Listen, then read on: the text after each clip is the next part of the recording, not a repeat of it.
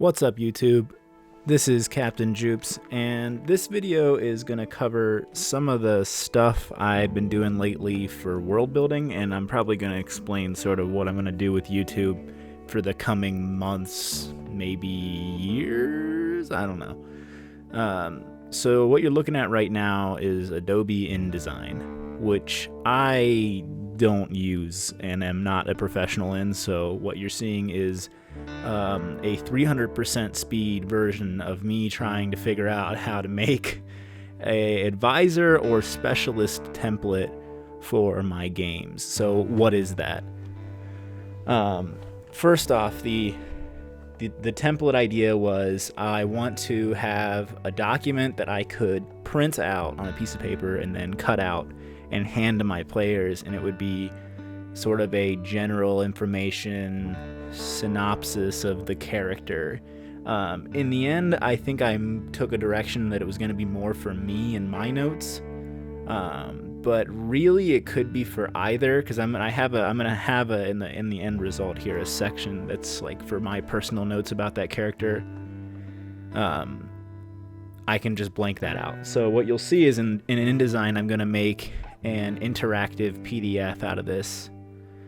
So what I'm going to do is basically go through and add a bunch of rectangles and like data input fields, and in the end I'm going to end up with like a editable PDF that I can kind of churn out these like dossiers on advisors and specialists. Specifically, I say advisor and specialist, not like just NPC, because I plan on these kind of being non-combat characters for the most part.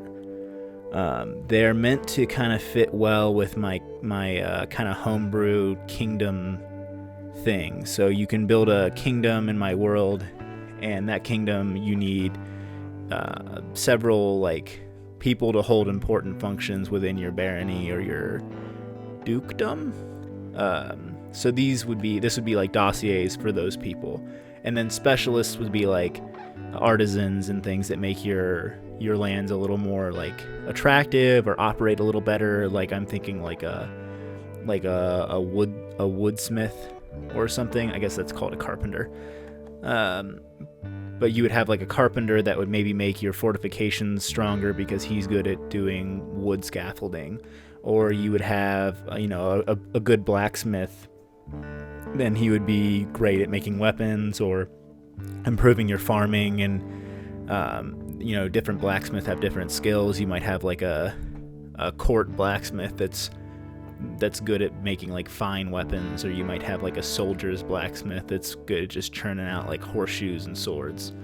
And so I wanted something that I could look at it and it would be really easy to just kind of fill in information and get a quick idea of the character, because I don't need to have a full stat block for these guys when they're probably never going to see combat, and really their only purpose is to look at them and say, oh, I remember who that is and what their general motivations are, and if they have and what their bonuses or like special abilities would be for my game. So that's the purpose of the thing you're seeing me kind of muddle through creating now. So as far as my plans for the next several months to years, I'm not really sure, is that I would like to do more world building on my YouTube and on my Twitch. I've definitely not streamed or made any YouTube videos in quite a while. I think it's been several months since I've made a YouTube video. Same for Twitch streams. I just haven't really felt like it, and I feel like I want to get back to that. But I never really did any of my world building stuff on stream or on YouTube, and I think it would be really good. I think a lot of people would get some benefit, especially for this video. I feel like if you have an Adobe account or you know someone with one, you can just log in and download InDesign, and then you can make a template like this, and it's really not that hard if you know what you're doing. So in just a couple minutes here, we're gonna see a sharp difference in skill when I ask my girlfriend, who works in a creative position. She's a graphic designer, and one of the things she uses is InDesign. So she knows how to use it and I do not. and you're going to see like a sharp change in how much gets done and how fast that gets done when she takes over. I also wanted to go ahead and mention that this is going to be part of kind of a big series. I alluded to that earlier, but it's going to be basically, I'm going to take you through over the coming months basically the entire process of building a world kind of from the ground up. I have a lot of thoughts already there and a lot of kind of things already kind of planned out, but a lot of it needs fleshing out. All my cities need NPCs. All the villages and towns really need kind of fleshing out. I need interesting quests to flesh out. I need more followers, just more.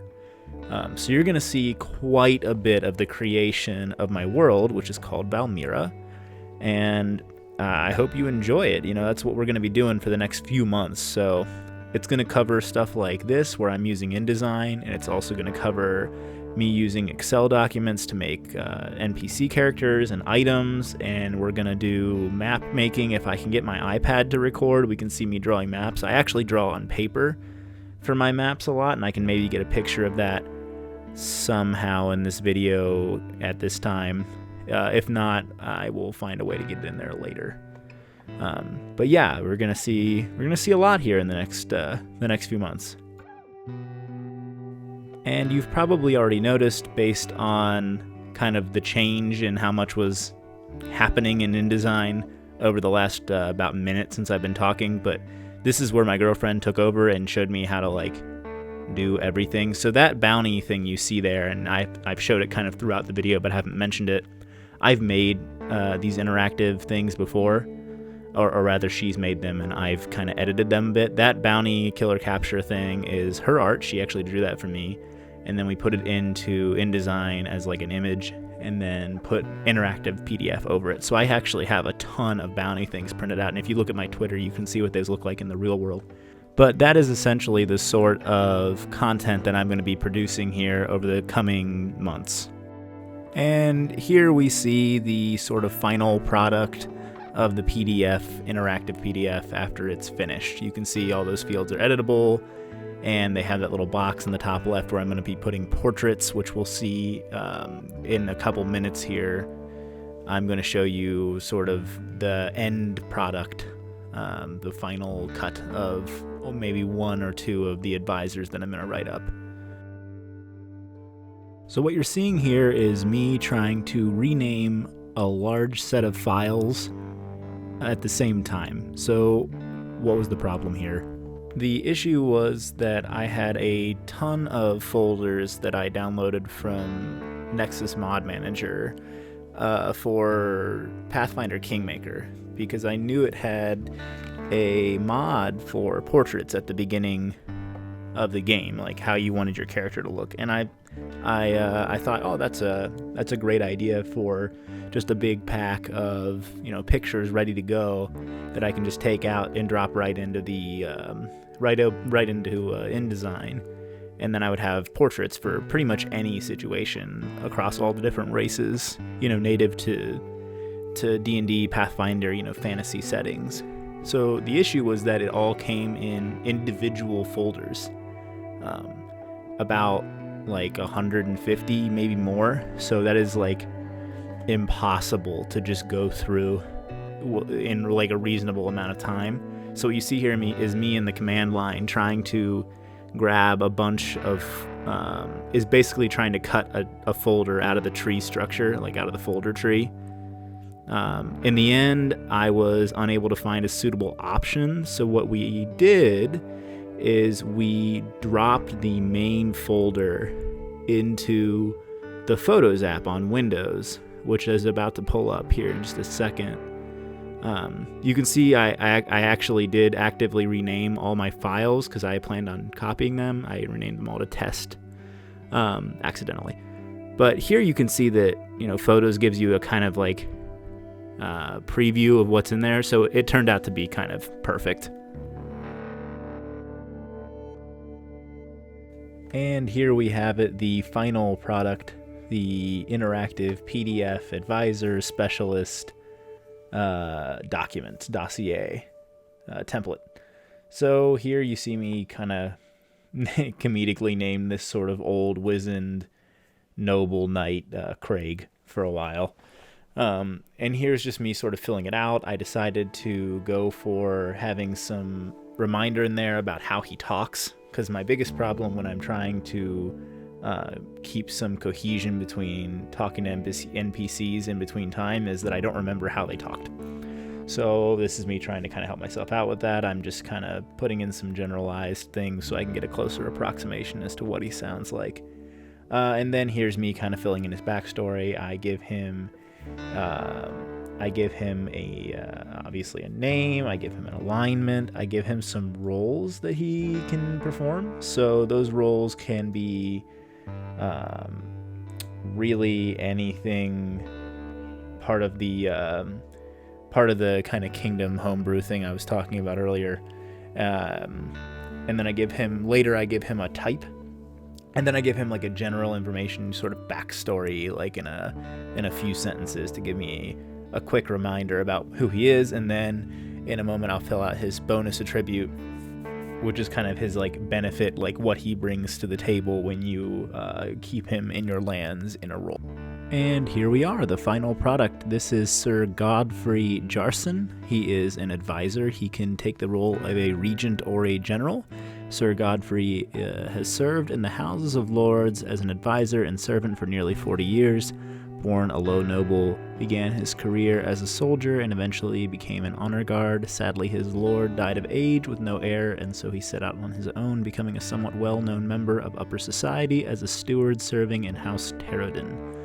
His many years of experience make him an asset in both the courtroom and the battlefield.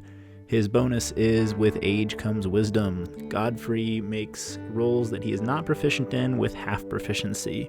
Age gives him a wealth of knowledge about a broad range of subjects, and then I put in a note here about his speech pattern and the fact that you get him from Count Terrodin. He was, before coming under your employment, under Count Terrodin, and so Count Terrodin is the head of the merchants for the Westerlands. He is the master of trade for the region.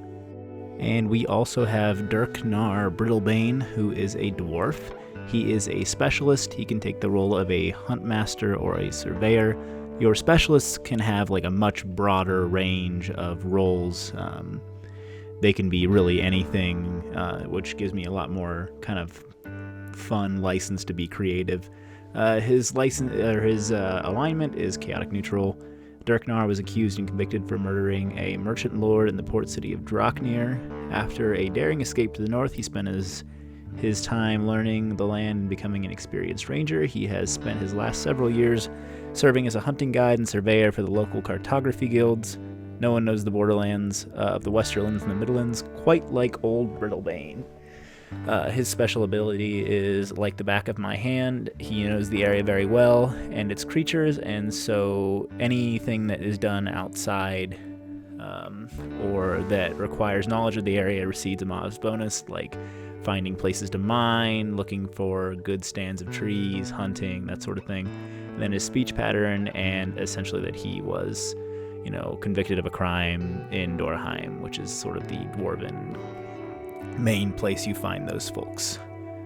And that's it. That is the end of the video. Thank you so much for watching. If you liked it, please leave a like, subscribe if you haven't.